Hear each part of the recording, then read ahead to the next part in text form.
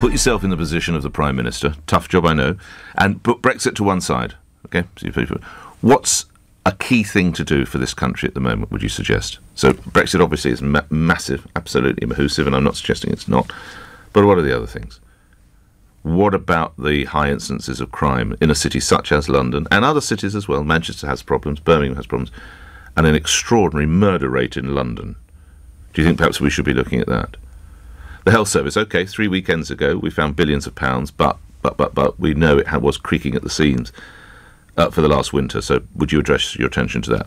It's worthy, isn't it? Housing, yet again this year the targets will be missed. Crucially, it's housing. Defence, well, you've got a Defence Secretary shouting that he needs an extra £2 billion a year. You've got an army that actually wouldn't fill Twickenham Stadium. It's the smallest it's been in since Napoleonic times or beyond that.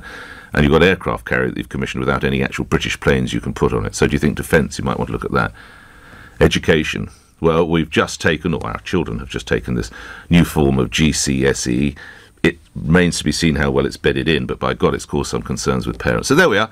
I've effortlessly run through defence, education, health. Now, I'll tell you what the Prime Minister is really interested about. Making sure that switching gender will be easier. What? Now, I'm not saying that if you're caught in this situation, you don't need our help and our support and our compassion. But is it really something the Prime Minister should take so important and so seriously? Mrs May proclaiming yesterday that transgender people across the UK find the process of legally changing their gender overly bureaucratic and invasive. I want to see a process that is more streamlined and demedicalised, because being trans should never be treated as an illness. She was talking to ITV News. So this idea of a doctor, do you remember we talked about this yesterday? With an average, I would suggest, government representative. Now you don't even need, so now you can change your gender without, if she gets her way, without a doctor's certificate.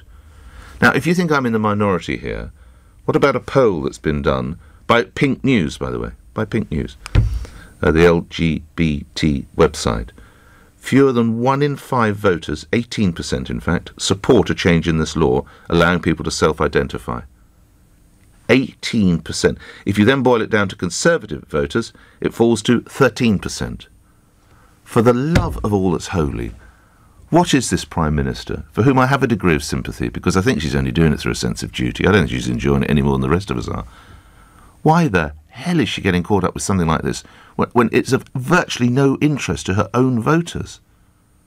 Why isn't she out there doing things about education, about housing, about defence, about law and order, changing gender?